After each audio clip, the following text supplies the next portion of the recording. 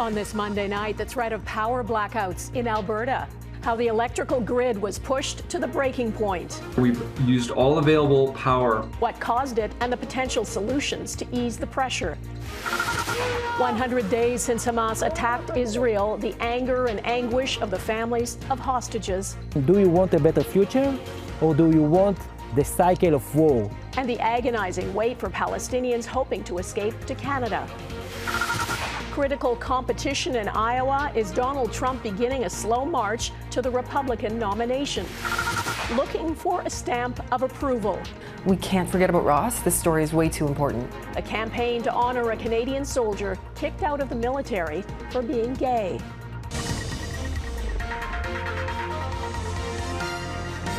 Global National with Donna Friesen. Good evening and thanks for joining us. The dangerously cold weather gripping Western Canada is expected to ease this week, and in southern Alberta, it is already warming up. All right. But extreme cold weather warnings remain in place in much of Alberta and Saskatchewan, as well as parts of BC and Manitoba. At times on parts of the prairies, it felt like minus 50 with the wind chill. Alberta sent out this unprecedented alert on Saturday, warning of potential electricity blackouts. And then it got political. Saskatchewan's premier announcing it was providing power to its neighbor, and Scott Moe took a shot at the federal government, saying the power was coming from natural gas and coal-fired plants, the ones he says the Trudeau government is telling us to shut down, which he says we won't. Edmonton Liberal MP Randy Boissonnault called that nonsense. Power grids should be beyond politics, especially when it's dangerously cold. Brianna Karsten-Smith has our top story on the blackout scare and what's really behind it. As Alberta slowly starts to thaw its way out of record low temperatures, its energy system is doing the same. We've been under what we call a grid alert condition. That's where we've used all available power to meet demand. And then we're now having to use backup power. Thursday saw the highest power demand in the province's history. Then Saturday, an unprecedented emergency alert went out, urging people to turn off lights and appliances they didn't need. Natural gas facilities have gone offline. There hasn't been enough wind to keep up, and solar is only available during the day. That's left Saskatchewan, BC, and the United States to chip in to avoid rolling blackouts. This weekend's a reminder that, of course, we need those flexible, dispatchable resources that can be there in these periods of need. To meet those needs, Alberta's opposition is pushing its plan to switch from an energy-only market to a capacity one. While it can be pricier, the move would ensure capacity meets demand on hot or cold days. But the UCP scrapped the idea when elected. Without a specific look at the mix and balance of our grid, that may or may not have solved that issue. In a province known for oil and gas, about 30% of power comes from renewables, and that number is climbing. We are so excited to partner with Ontario Power Generation. An announcement Monday will see Alberta's Capital Power partner with Ontario Power Generation to begin the process of building the province's first nuclear power reactor. When we underwent what we went through this past weekend, it really just amplifies the importance of finding dispatchable and decarbonized electricity, and nuclear is a solution for that. Alberta saw its energy output grow by about 13% in 2023 with the addition of more thermal, wind, and solar. 2024 is expected to surpass that. Which will be a big benefit to us when the grid's under a lot of pressure during periods of extreme heat or extreme cold, as we're now faced with. So very positive picture for Alberta going forward. Because while the province is warming now, another deep freeze is inevitable. Brianna Karsten-Smith, Global News, Edmonton. About 12 million Canadians, including people in Alberta, will get a share of $2.3 billion in federal carbon tax rebates today. Low and middle income households will benefit the most. The quarterly payments go out automatically to households which file taxes in these 8 provinces where the federal carbon tax applies.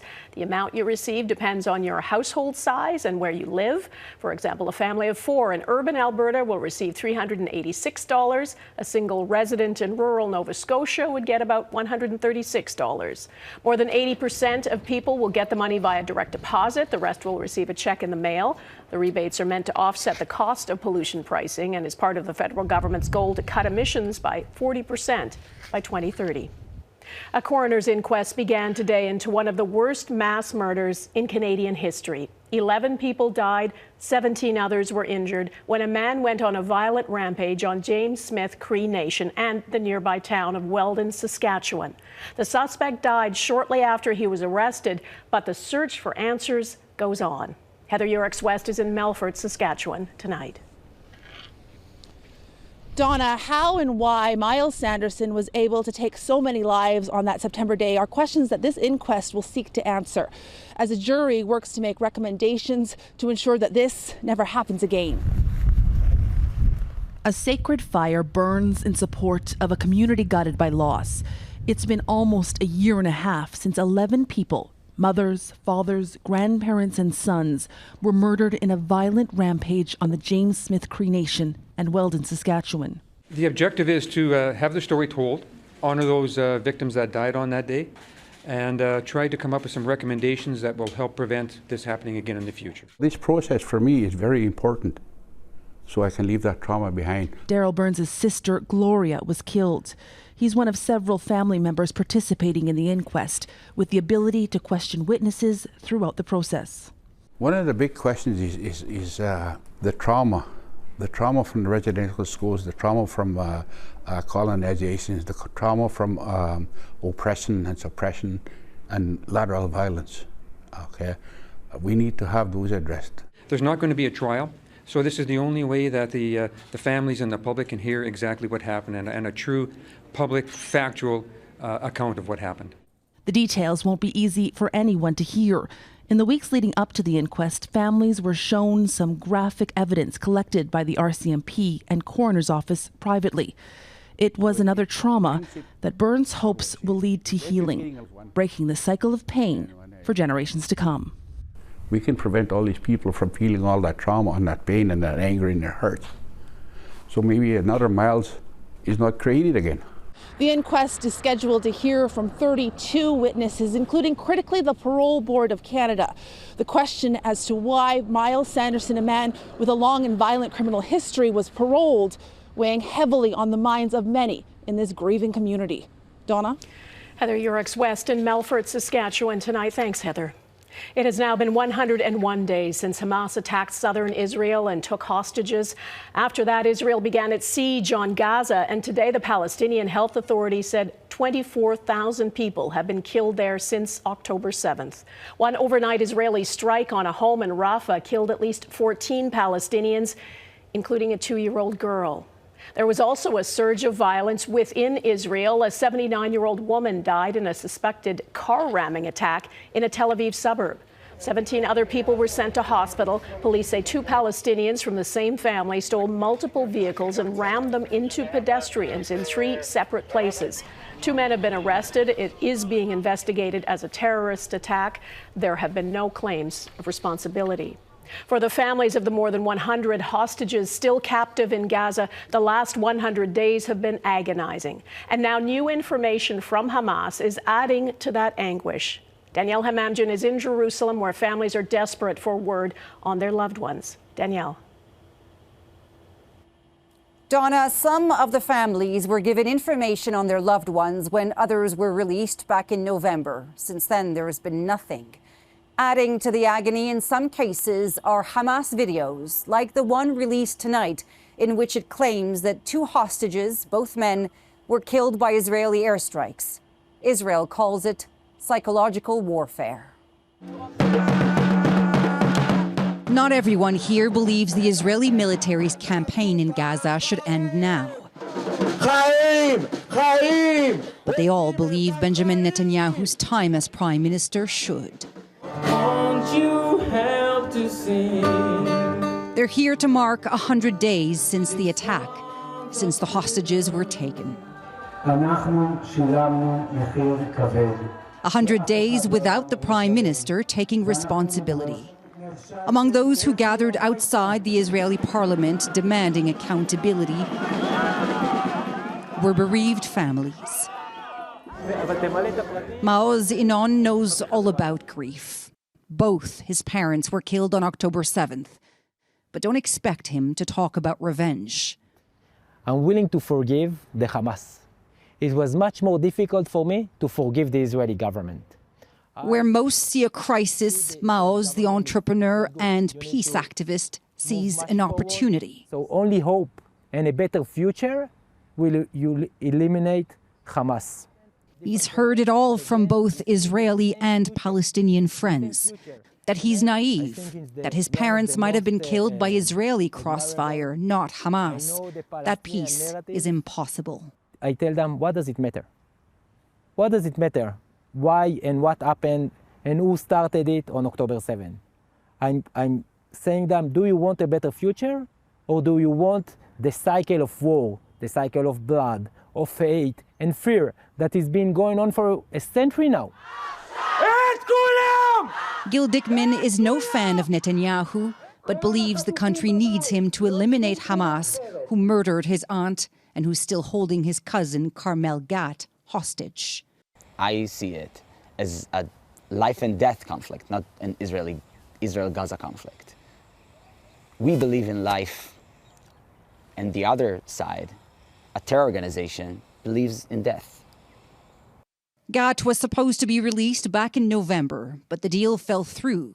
Those who did make it out say they saw the 39-year-old occupational therapist do yoga with the children to keep them strong.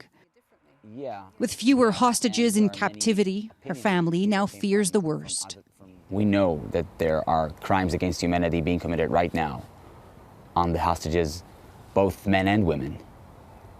Sexually assaulted, tortured.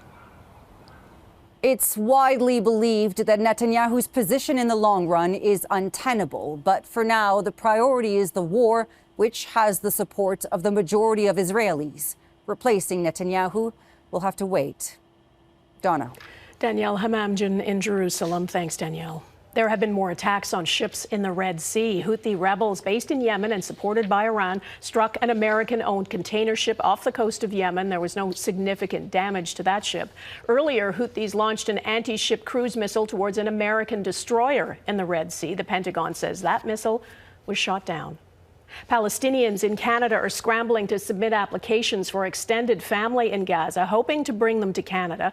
The federal program was originally set up to allow 1,000 people to apply for a permit. Global News has learned more people could be accepted, but only if they can get through the rigorous application process. Neethu Garcha explains.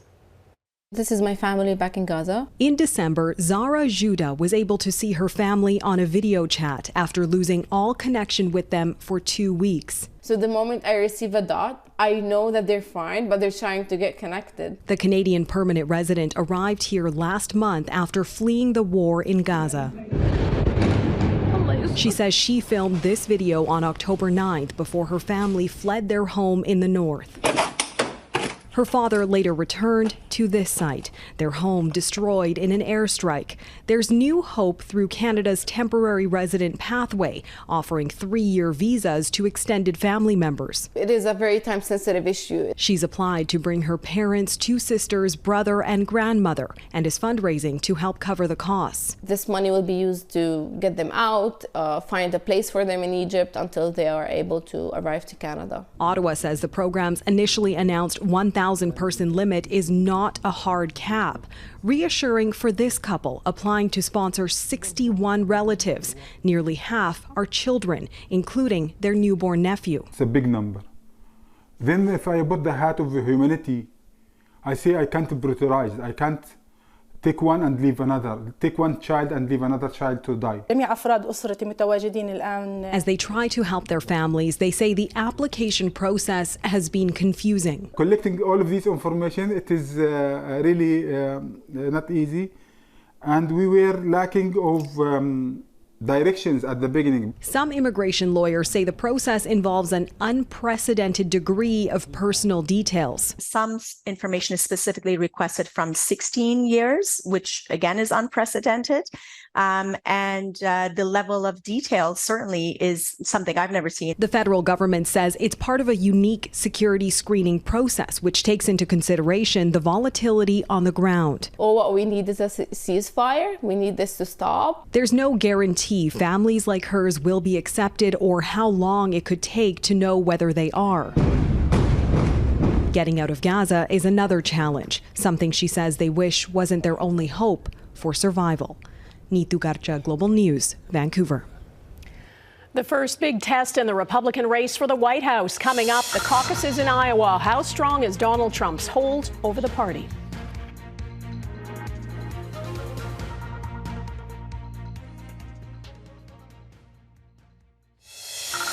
It is below freezing in nearly 80% of the United States right now, and 140 million Americans are under life-threatening wind chill alerts. Daily cold records are expected to be broken from Oregon to Mississippi. Areas in the upper Midwest and parts of the Northeast are already dealing with more than 30 centimeters of snow. That includes Iowa, where the caucuses are happening today, as they have every 4 years since 1972 in either January or February. This is the coldest on record, though, with wind chills into the minus 30s. The weather forced candidates to cancel a number of events over the weekend, and it could impact voter turnout. Though former President Donald Trump has an overwhelming lead, and his victory tonight seems almost like a foregone conclusion.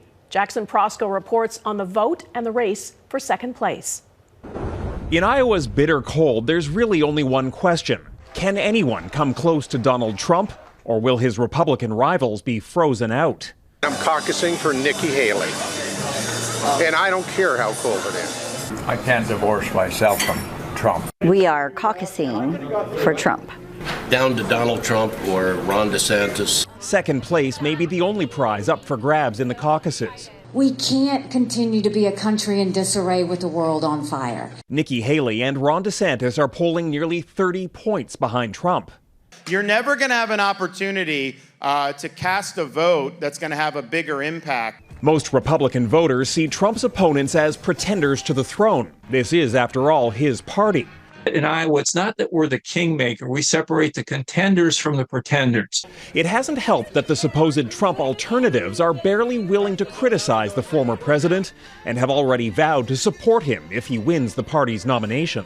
Trump is just such an unusual situation, partly for being former president, but partly for just being who he is with that high name recognition, that he can run a different type of campaign than everybody else did. Fearing weather and complacency could make his victory less than overwhelming, Trump has urged his supporters to caucus no matter what. You can't sit home.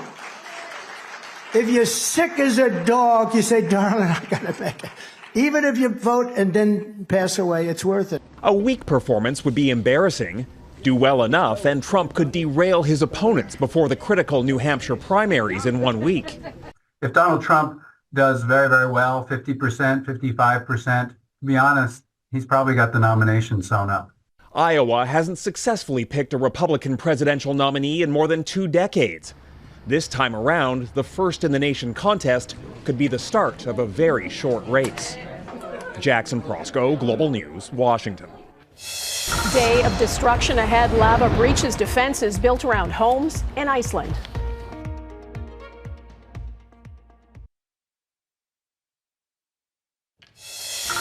At least 3 homes in Iceland have been destroyed after a volcano erupted for the second time in less than a month. People living nearby had already been ordered out of the area. The eruption began Sunday morning after a series of earthquakes. Scientists say they weren't intense, but the flow of lava has not stopped. In Berlin, Germany, thousands of farmers brought the city center to a standstill. They are angry about the government's plans to end tax breaks on farming operations. Farmers are upset over plans to raise taxes on diesel fuel as the government struggles to balance the budget. A tax rebate on new agricultural vehicles will be kept, but Germany's farmers say more help is needed. Honoring history next, why Canada Post is being asked to recognize a Nova Scotia veteran.